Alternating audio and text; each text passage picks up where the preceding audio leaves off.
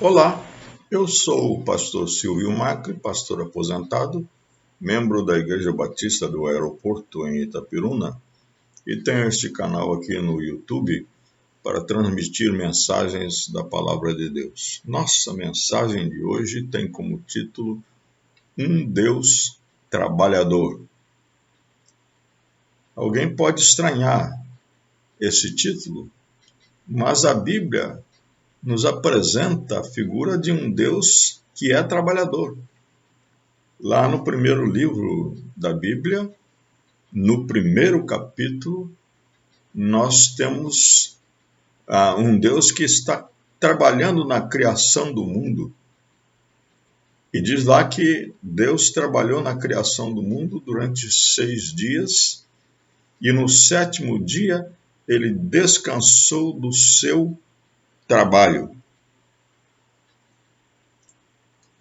E nós temos, ao longo da Bíblia, várias expressões que falam de um Deus trabalhador. Por exemplo, o profeta Isaías, no capítulo 64, versículo 4, diz: Desde a antiguidade não se ouviu, nem com os ouvidos se percebeu, nem com os olhos se viu, Deus além de ti, que trabalha para aquele que nele espera. Um Deus que trabalha para o que espera nele, que crê nele. Aliás, isso mostra a faceta principal de Deus. Deus trabalha para aqueles que ele ama e que o amam também. Lá no Novo Testamento, no capítulo 5 de João, diz que Jesus curou um paralítico que estava ali no tanque de Betesda, 38 anos paralítico, e isso foi num dia de sábado, e os fariseus então começaram a indagar daquele homem: quem foi que curou você? Ele disse: quem me curou foi Jesus. E onde ele está? Não sei, ele sumiu na multidão. Mais tarde eles encontraram Jesus e disseram para ele: você não pode curar no sábado, e este homem também não pode fazer aquilo que você mandou, tomar a sua cama e ir para casa, porque isso é trabalho, e no sábado é proibido trabalhar. E Jesus então respondeu: o meu Pai trabalha até agora, e eu também trabalho. Aliás, respondendo a essa crítica que foi feita várias vezes, Jesus diz para eles: vocês também trabalham no sábado. Quando um animal de vocês cai no buraco, vocês vão lá livrá-lo. Quando o animal precisa tomar água e se alimentar, vocês também vão alimentá-lo. E os próprios sacerdotes, eles estão lá no templo trabalhando no sábado. Por quê? Porque o trabalho continua. Deus criou o mundo, mas não abandonou o mundo à sua própria sorte. Na verdade, ele é o criador, é o sustentador e o salvador do mundo. E nós queríamos usar um versículo apenas de um salmo famoso, um salmo querido pelos cristãos, que é o Salmo 126.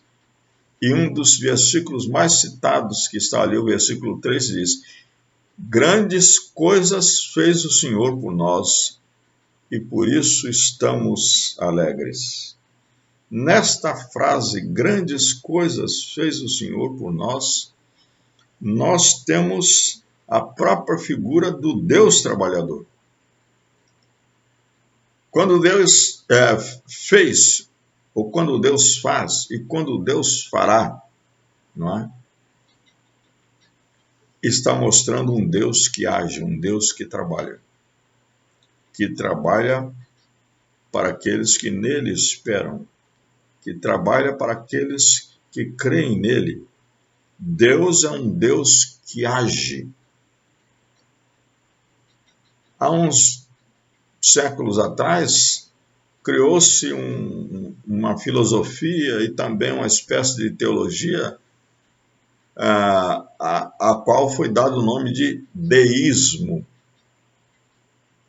e cuja principal crença dessa teologia é que Deus criou o mundo e não intervém mais no mundo.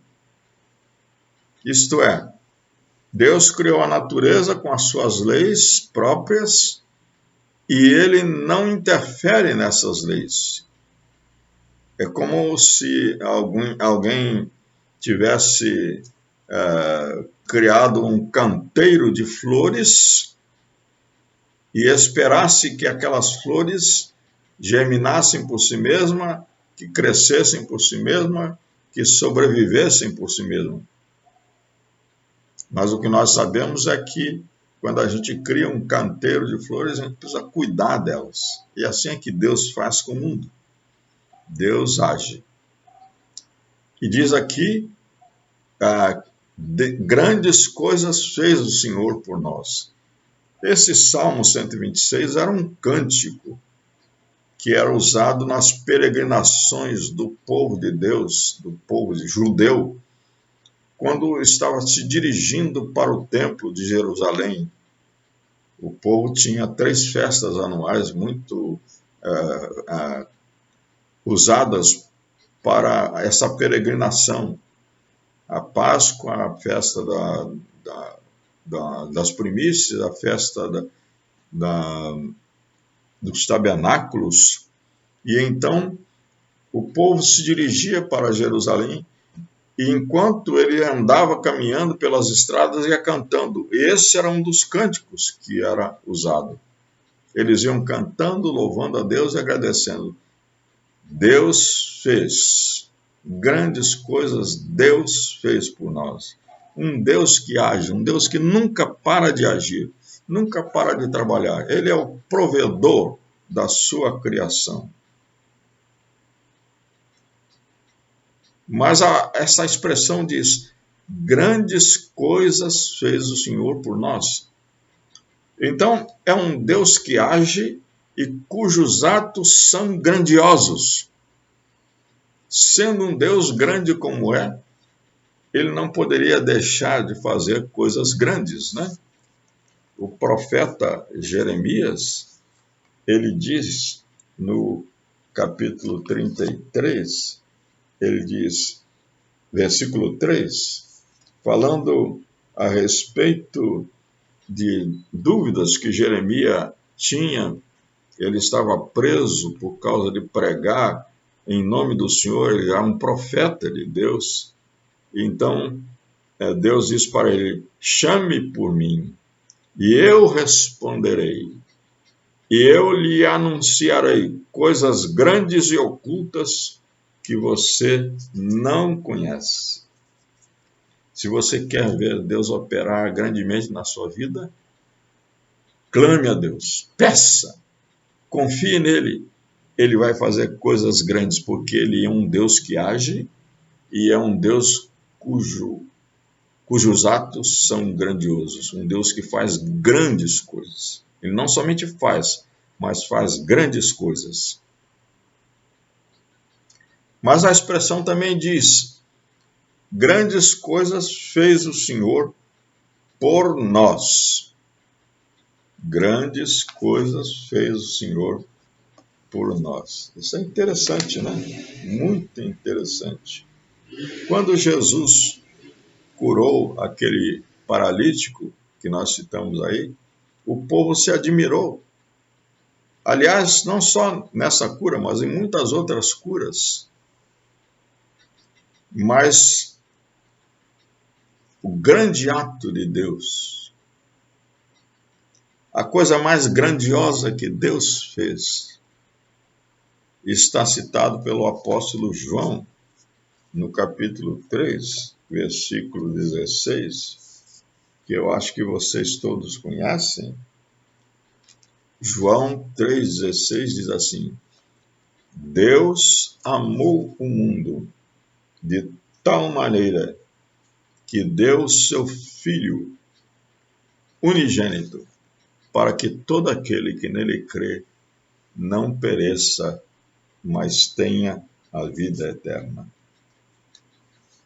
Esta foi a coisa mais grandiosa que Deus fez. Ele tinha um filho, e ele deu o seu filho para morrer por nós na cruz. Deus age em amor por nós.